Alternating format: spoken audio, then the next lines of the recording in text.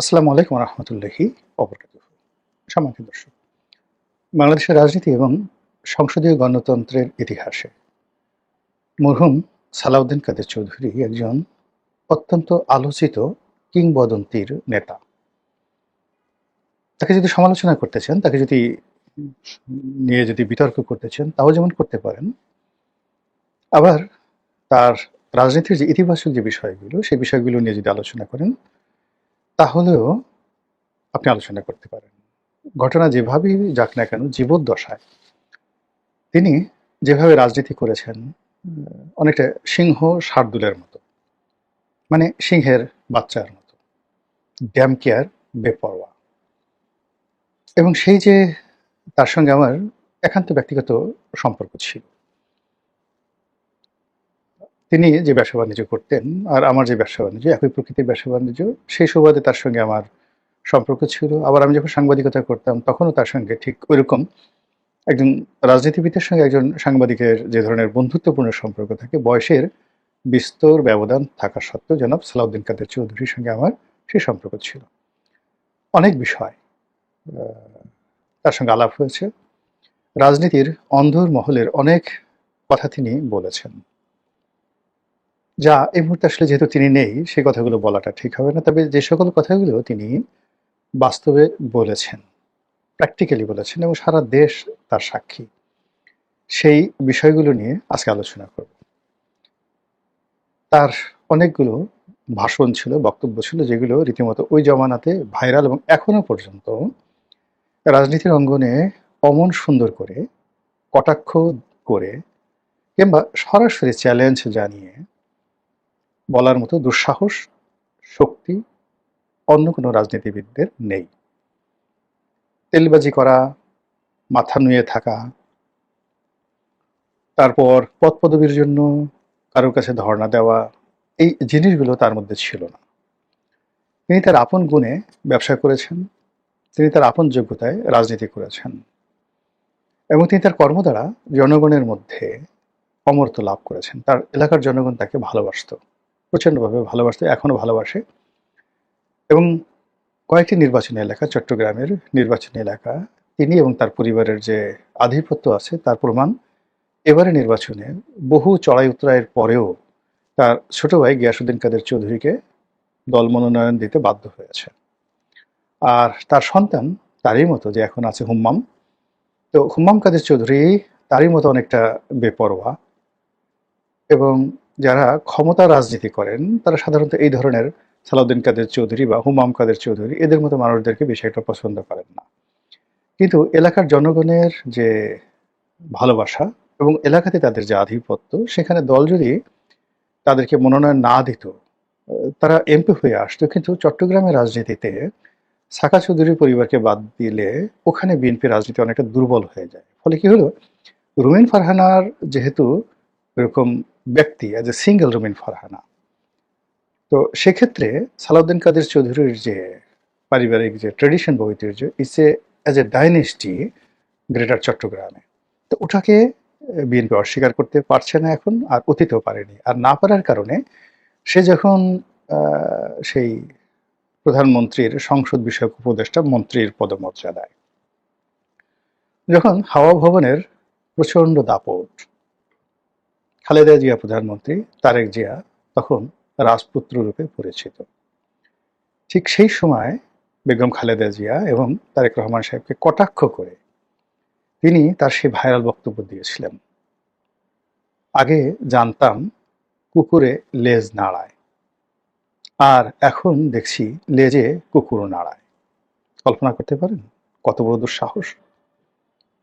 এটা সালাউদ্দিন কাদের চৌধুরীর ছিল। ফলে ওই সময়টাতে দলের মধ্যে কি পরিমাণ রাজনীতি চর্চা হতো, কি পরিমাণ গণতান্ত্রিক যে বিধিবিধান ছিল, এটা কল্পনাই করা যায় না। তিনি আরেকটি সাক্ষাৎকারে বলেছিলেন যে বাংলাদেশে দুজন মহিলা আছেন, তো তিনি যে মহিলার কথা বলছেন তিনি কিন্তু সেই মহিলার উপদেষ্টা।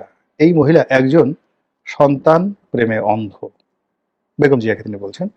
আর একজন মহিলা তিনি পিতার প্রেমে, পিতৃপ্রেমে অন্ধ। এরপর তিনি যখন শেখ হাসিনা ক্ষমতায়, তো একবার কি করলো, তার তখন জাহাজ ছিল, ওই সিঙ্গাপুর থেকে 3-4টে জাহাজ ছিল, ওইগুলো সব কন্টেনার আনা নেওয়া করতো। তো একবার শেখ হাসিনা তার সেই জাহাজ তল্লাশি করলো এবং খবর আসলো যে তার জাহাজে সোনা চোরাচালান হয় এবং সেখানে বেশ কিছু স্বর্ণ পাওয়া গিয়েছে। এখন আপনি তো বুঝতেই পারেন যে সরকার চাইলে মিডিয়াগুলো ওভাবেই রিপোর্ট তৈরি করে। তো এই ব্যাপারে সালাউদ্দিন কাদের চৌধুরীকে জিজ্ঞাসা করা হলো। তিনি বললেন যে ওনার চারিদিকে এত সোনা, তিনি ওনার এই চারিদিকে এত সোনা আছে, সেই সোনা বাদ দিয়ে আমার সোনার দিকে ওনার কেন এত নজর আসলো, আমার সোনার দিকে কেন নজর পড়লো, এটা আমি বুঝতে পারি না। Sitting prime minister. তো এই ছিল সালাউদ্দিন কাদের চৌধুরী। তার আরেকটি সেই বিখ্যাত উক্তি, সোনা মিয়া লাল মিয়া, সোনাটাকে কেটে একটু লাল করে দাও। এই যে কাহিনীগুলো, এটা রাজনীতির একটা অসাধারণ স্যাটায়ার।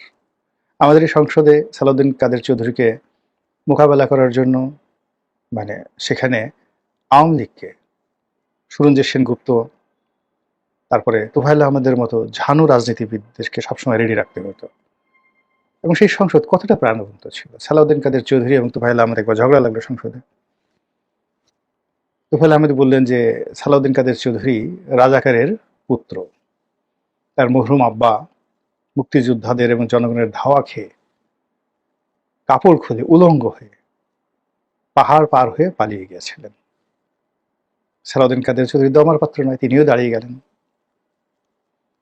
তিনি বললেন যে আমার মরহুম আব্বাকে যে কথা বলেছেন,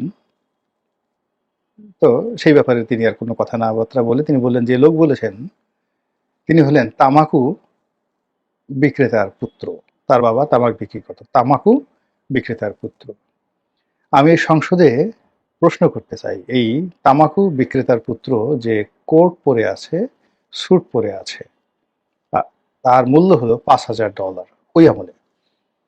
আমার প্রশ্ন হলো মাননীয় স্পিকার, এই $5,000 কোট কিনে এই তামাকু বিক্রেতার পুত্র গায়ে দিয়ে এই সংসদে আসার সাহস পেল কি করে, আর টাকা সে কোথায় পেল? এই ছিল সালাউদ্দিন কাদের চৌধুরী। আমাদের এই সমাজে রাজনীতিতে এই যে সালাউদ্দিন কাদের চৌধুরীর জমানা, মানে উনি যেদিন থেকে সংসদ সদস্য হয়েছেন তখন থেকে আজ অবধি বহু কিংবদন্তির বক্তব্য রয়েছে। একইভাবে জনাব মওদুদ আহমেদ, ব্যারিস্টার জমিরুদ্দিন সরকার, তারপর তারও আগে শাহ আজিজুর রহমান, কে এম ওবায়দুর রহমান, শাহ মোয়াজ্জেম হোসেন, সুরঞ্জিত সেনগুপ্ত, তোফায়েল আহমেদ, এরকম যারা পার্লামেন্টেরিয়ান রূপে বাংলাদেশে বেশ প্রসিদ্ধি অর্জন করেছেন, ওই পার্লামেন্টে তাদের যে বক্তব্যগুলো এখনো পর্যন্ত রয়ে গেছে। ওই বক্তব্যের বাইরে তারা বাইরে অর্থাৎ রাজপথে তারা কিন্তু প্রচন্ড লড়াকু ছিলেন। রাজনীতিবিদের মতো চলতেন, রাজার মতো চলতেন। সালাউদ্দিন কাদের চৌধুরী একবার এমপি হলেন, তারপরে মন্ত্রী হলেন। আমি তাকে জিজ্ঞেস করলাম যে আপনি এই মন্ত্রী অল্প কয়েকদিনের জন্য এরশাদের এই মন্ত্রী হলেন কেন? তো তিনি বললেন যে দেখো রনি, আমার একটা জেদ ছিল, এই দেশের পতাকার জন্য আমার বাবা অপমানিত হয়েছেন, লাঞ্ছিত হয়েছেন। আমার একটা জিদ ছিল যে একদিনের জন্য আমার গাড়িতে এই দেশের পতাকা লাগাবো। ফলে এরশাদের পক্ষ থেকে যখন এরকম একটা সুযোগ এলো, অফার এলো, আমি কিন্তু অত রকম চিন্তা ভাবনা না করে সেটা নিয়ে নিয়েছি জেদ পূর্ণ করার জন্য। বেদম ভাবে তিনি কথা বলতেন, যখন যা মুখে আসে তাই বলতেন।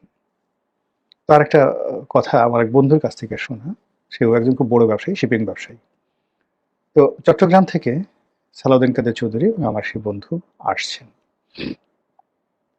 তো এয়ারপোর্টে সালাউদ্দিন কাদের চৌধুরী তখন member of parliament, Sheikh Hasina প্রধানমন্ত্রী, কয়েকজন পুলিশ বসে আছে, সালাউদ্দিন কাদের চৌধুরী আসছে। তো পুলিশ তারা দাঁড়ায় নাই, তারা বসে বসে সিদ্ধান্ত নিতেছে সালাম দেবে কি দেবে না। মানে হাত একটু উঁচু করছে বসা অবস্থায়, আবার নামিয়ে ফেলছে। তো এই অবস্থায় সালাউদ্দিন কাদের চৌধুরী তাদেরকে ডাকলেন যে এদিকে আসো। তারপর বললেন যে তোমরা কি আমার চেয়েও বড় বেয়াদব হয়ে গেছো? তোমাদের প্রধানমন্ত্রী শেখ হাসিনা বলেন যে আমি হলাম বাংলাদেশের শ্রেষ্ঠ বেয়াদব, তো তোমরা কি আমার চেয়েও বেয়াদব হয়ে গেলা? এই যে সামনে থেকে যাচ্ছি এইভাবে হাত অর্ধেক অর্ধেক উঁচু করছো। পারলে বাপের বেটার মতো বসে থাকো, হাত উঠানোর দরকার নাই। আর যদি না পারো বাপের বেটার মতো সালাম দাও।